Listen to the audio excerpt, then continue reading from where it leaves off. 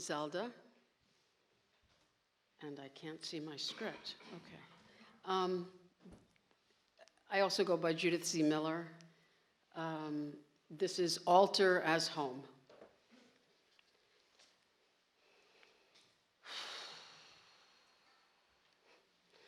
Whenever I move, my altar is the first thing I set up and the last thing I pack up. In some places, my altar has been as small as a candle and some sage and a few precious stones. When I live near Lake Champlain, my altar is like the whole lake. It's just me, queer, Jew, isolated in my freezing apartment overlooking the lake where my windows are a National Geographic journey in magnificent lights and changes and colors of sunsets. During the winter, at 20 degrees below zero, my windows and doors become so frozen that they have to come with a propane torch to melt me out of my apartment. I feel isolated, alone, different, ostracized. And yet, here I am, it's Shabbos, and me and my live stream connection to Romamo, the Renewal Synagogue, with the dancing Jews of New York City. I break out my shakers and I dance. I sing along until I am howling, laughing, calling out to the dark of night on my porch, overlooking the lake that moans. It moans as the ice crashes. There I am, calling out, Lecha Dodi, Ni Krakala, Pene Shabbat Ne Kabbalah, wondering if the neighbors will come with blazing torches to burn down my apartment when they hear the Hebrew howling at the moon. In winter, I collect the broken trees. I pile them in my car and I drive to the frozen lake. I'm alone with my dog and the propane torch, and I ignite the fire, dancing to the moaning lake. In the spring and the summer, I go outside to a long, hidden walkway filled with flowers, more flowers and kinds of plants than I've ever seen. Buzzing insects, spiny, bristly plants with beautiful purple flowers. And I chant and I dance like no one is looking, because no one is. What am I? The Jew? The shaman? All I know is that this song rises inside me and fills my body. Himokoya nekaseya hey ho ho. Choosing to practice my spirituality all alone and being different makes me feel more Jewish, more shaman than ever. Well, I'm not in NYC anymore, that's for sure, where Yiddish words like chutzpah and kvetch pepper everyone's speech, and everyone knows what a real bagel is supposed to taste like. I stand out like Woody Allen in Annie Hall. Do you remember that part? Woody is sitting at Diane Keaton's family table and is suddenly transformed. He's got this Orthodox Jewish hat and payasses, you know, those long, curly Q sideburns.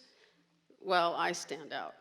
My crazy hair, big nose, the way I talk with my hands. But I'm learning more than ever. My legs become roots. My hair becomes antennae. As my hair flies dancing around the fire, I channel energy. I'm at home in my body, my spirit, wild and free, more Jewish, more shaman, more real, more crazy. Perhaps this is what the Baal Shem Tov wrote about and experienced when he wasn't reading the sacred text, but was in the forest, like I am now, dancing and singing to the trees, singing with the trees, my friends, the trees. I can see my spirit guide. I see her dancing right in the middle of a group of men drumming, her black hair flying. I see her white hand-woven dress and her red woven belt. And I know that she communicates with the birds. Sometimes when I dance and chant and dance myself to the point of total exhaustion, I become a bird. I always fly in the same place, a huge canyon.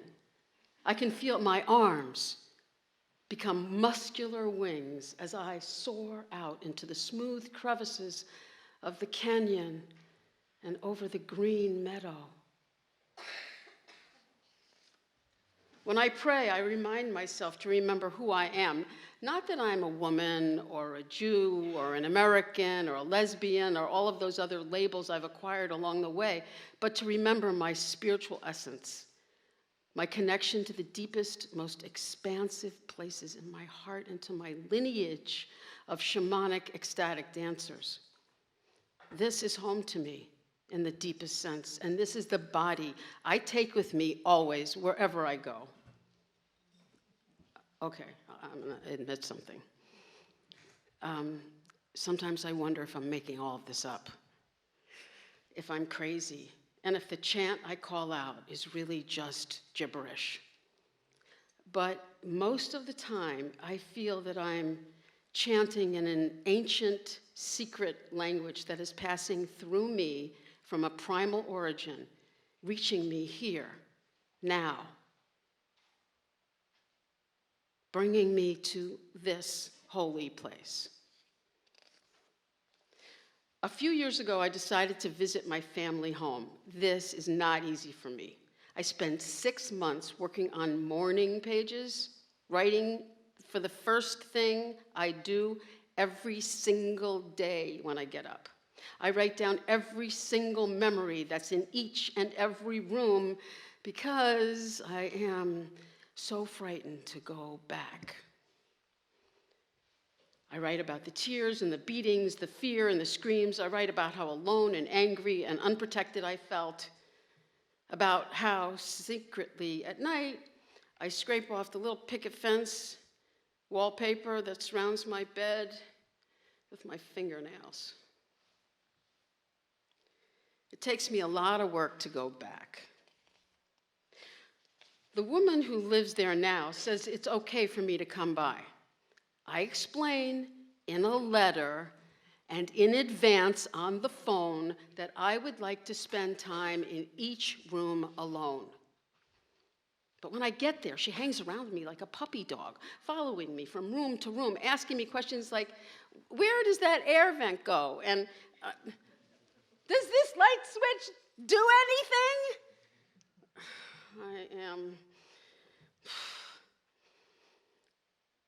I am annoyed, disheartened, disconnected, and totally distracted. She won't leave me alone to have my memories, to feel the feelings I need to feel, the feelings I had worked for 6 months to feel.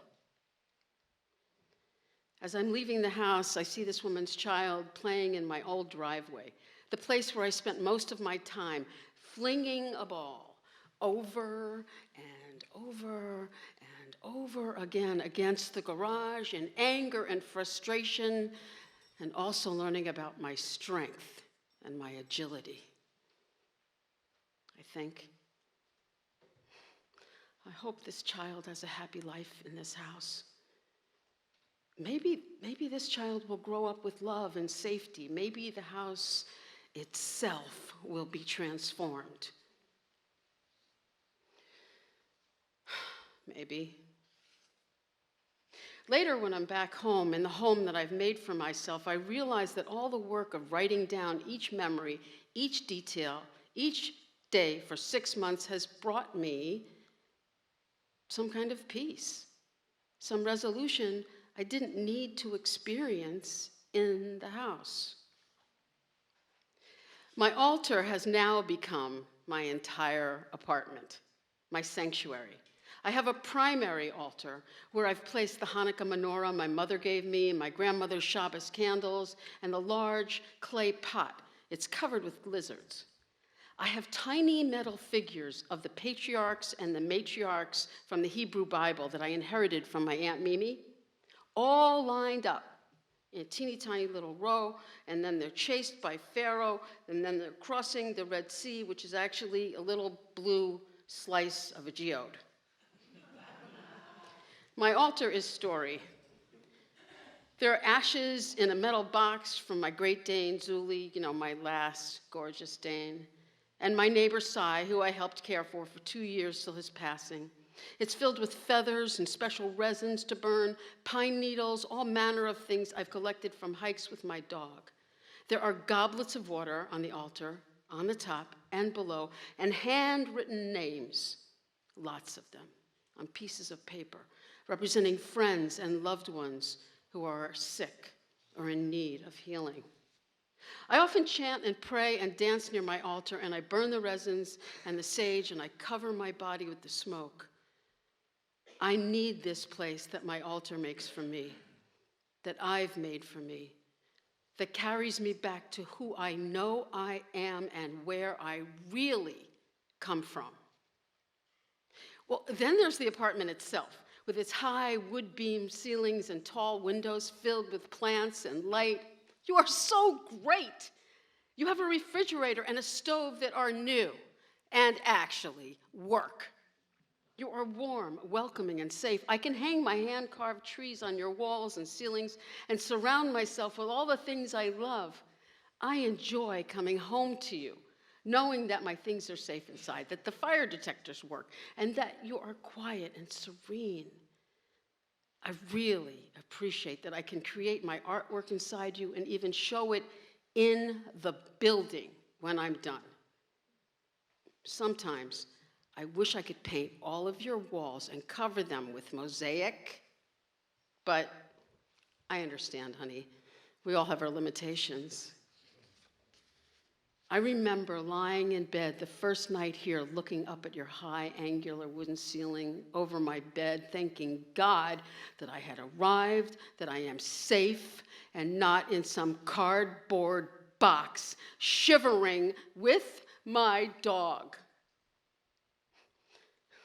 You provide a beautiful environment for me to live, a safe space where I'm not isolated, not terrified to be who I am, a queer, Jewish, non-binary person, a creative and spiritual being in communion with life. I'm grateful to you and so happy that I can be inside you, living, loving, and being creative 24 hours whenever I want. It's true. I love you. And I thank God that I found you.